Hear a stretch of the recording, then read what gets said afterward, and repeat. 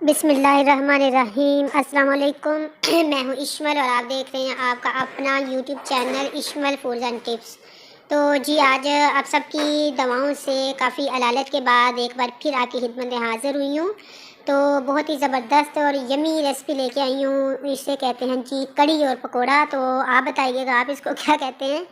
तो ये बहुत ही ज़बरदस्त और यमी है। जो चले देखते हैं कि ये कैसे बनती है और इश्मल आपको किस तरह से आज सिखाती है, जो मैंने अपनी नानियों दादियों से बड़ी वडेरियों से सीखा हुआ है। तो चलें आइए देखते हैं बिल्कुल आसान से तरीके से। सबसे पहले मैंने एक गिलास पानी सुटा है कढ़ाई में और उसके बाद उसमें मैंने डाल दिए हैं जी प्याज।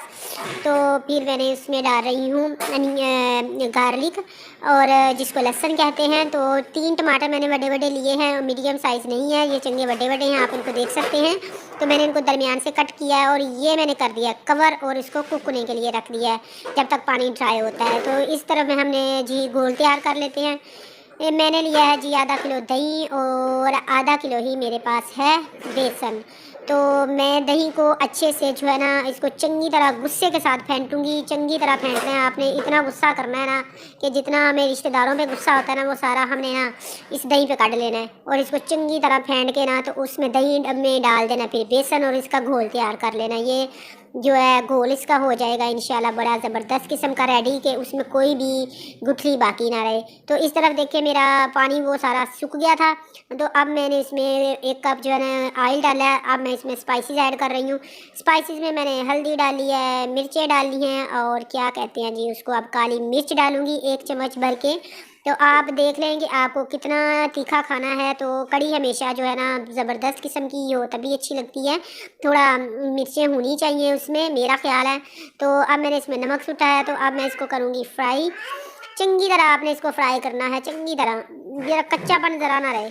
तो थोड़ा सा मैंने इसके में पानी सटा है। पानी सट के फिर क्या करना है जी, इसकी चंगी तरह भुनाई करनी है। 10 मिनट तक इसकी भुनाई करें। ये देखो ऑयल सारा आ गया है ऊपर के, इसका मतलब है ये भुनाई हो गई है मेरी तैयार। अब मैं इसमें अन्नेवाह पानी डाले जा रही हूँ। पानी 3-4 लीटर आप जितना डाल सकते हैं। आपने टूटी का पैप खोलना और इसके अंदर ही रख देना, बस फिर ये सूरत हाल हो जाए।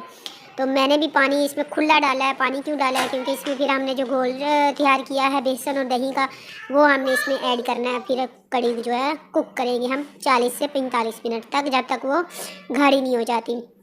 ये देखिए पानी तकरीबन हमारा हो गया गर्म। तो अब इसमें जो है मैं घोल ऐड करूँगी। तो ये जो हमने मिक्सर तैयार किया था बेसन का और उसका दही का, तो ये इसी तरह मैं हिलाती जा रही हूँ और इसमें सुटती जा रही हूँ। तो ये गाढ़ा सा हमने बना लिया था। तो ये अब मैंने इसमें सारा सुट दिया है। तो जो बर्तन था उसमें थोड़ा सा पानी डालूँगी क्योंकि ज़ाया नहीं होना चाहिए रिजक।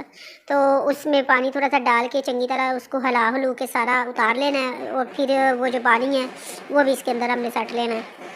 और अब हमने इसको कुक करते रहना है और थोड़ी थोड़ी देर बाद चम्मच ज़रूर हिलाते रहना। ये ना हो कि भूल ही जाओ इसको रख के ऊपर कि बस ये कड़ी आप ही पक जाएगी।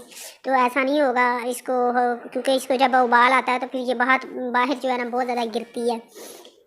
तो आपने चम्मच हिलाते रहना है। तो कवर नहीं करना, अगर थोड़ी देर कवर करें जब तक इसको गर्म नहीं हो जाती, क्योंकि गर्म होने के बाद अगर आप इसको कवर करेंगे ना उबाल आएगा तो फिर ये बार बार इर्द गिर्द गिरेगा। तो आपका चूल्हा जो है ना उसका सत्यानाश मच जाएगा और किचन का भी, फिर बाद में साफ भी आप ही करना पैना है।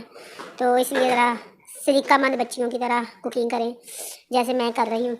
तो ये देखें तकरीबन अब इसको उबाल आने वाला है, गर्म हो गया है। अब मैं इसको कवर नहीं करूँगी, अब मैं इसका ढक्कन उठा के ही इसको कुक करूँगी और इतनी देर तक मैं इसको पकाती रहूँगी कि ये घड़ी हो जाए और कम से कम इसको 45 से 50 मिनट तक ये जो है ना कुक होती रहेगी। तकरीबन मीडियम फ्लेम मैंने रखा हुआ है और मीडियम फ्लेम पे मैं इसको कुक करूँगी। ये देखिए कि तकरीबन इसके बबल जो है ना वो बनना शुरू हो गए हैं, काफ़ी हद तक जो है ना रेडी होने वाली है। मैं मज़ीद वैसे इसको 10-15 मिनट और पकाऊंगी और अभी इसकी कंसिस्टेंसी चेक कर लें जी। ये है सूरत हाल इसकी। ज़्यादा लोग जो हैं वो घड़ी कड़ी पसंद करते हैं थिक हो, तो कई जो है ना वो पतली पतली लम्बा चौड़ा हो, बस वही पसंद करते हैं। मुझे तो वो बिल्कुल पसंद नहीं है, मैं कहती हूँ थोड़ी सी थिक्की हो फिर ही मज़ा आता है। तो इधर हम पकौड़ों का सामान जी रेडी कर लेते हैं। इसके लिए क्या लिया मैंने, लिया प्याज और पालक, आलू शालू जो हम प्रोटीन के मुताबिक लेते हैं, और ये मैंने बेसन ऐड किया है और ये मैं स्पाइसेस ऐड कर रही हूँ। इसमें मैंने नमक, हल्दी, सुरख मिर्च, काली मिर्च, अनारदाना, जो जो कुछ भी है ना ताड़े को सारा कुछ सट रहे हो। پیچھے کچھ نہ رہن دیو۔ تو یہ میں نے جی ہری مرچیں لی ہیں، ان کو میں نے کاٹ لیا تھا بریک بریک۔ یہ ہے کیا میں کہتے ہیں اس کو، زیرہ میں نے وہ سٹھا ہے۔ یہ میں نے جو ہے نا دھنیا سوکھا دھنیا تھا، اس کو میں نے کرش کر کے وہ سٹھا ہے۔ اب میں اس میں تھوڑا تھوڑا پانی جو ہے نا ساتھ ساتھ ڈالتی جاؤں گی، اور اس کو جو ہے نا کرتی جاؤں گی مکس۔ آپ نے ایک ہی بار نے وہ پانی نہیں سوٹ دینا کہ اس کو چھپڑ ہی پانی کا لگا دو اور پھر جو ہے نا امیزہ بہت زیادہ پتلا ہو جائے، پھر پکوڑے فرائی نہ ہو سکیں۔ تو یہ امیزہ ہمارا ریڈی ہو گیا ہے۔ تو یہ دیکھیں ادھر کڑی بھی ریڈی ہو گئی ہے۔ اور یہ کیا چیز ہے یہ میں آپ کو بتاتی ہوں جی، یہ ہے املی کا پلپ ہے اور اناردانہ۔ میں نے اس کو چنگی طرح سے کٹ لیا ہے اور اس پلپ میں نے اناردانے کو کیا ہے مکس، اور یہ میں نے کڑی میں ڈال دیا ہے۔ اور یہ کیا کہنے ہیں اس کے، کیا ذائقہ آئے گا اس سے، آپ ایک بار ڈال کے دیکھیے گا، آپ دعائیں دیں گے مجھے۔ تو یہ میں نے گرم مسالہ پاؤڈر ڈالا ہے۔ تو ادھر ہم نے کیے تھے پکوڑے فرائی کرنے کی ویڈیو میں نے کر دی اسکپ کیونکہ بہت زیادہ لمبی ہو جانی تھی، اور آپ سب کو اتنے ماشاءاللہ سمجھدار ہیں ویورز کے پکوڑے تو سب کو فرائی کرنے آتے ہیں۔ یہ میں نے لگایا تڑکا، میں نے 1 چمچ پاپری کا پاؤڈر ڈالا تھا اور ہری مرچیں اور زیرہ ڈالا تھا۔ تو یہ لگ گیا تڑکا اور یہ ہوگی ہماری کڑی ریڈی۔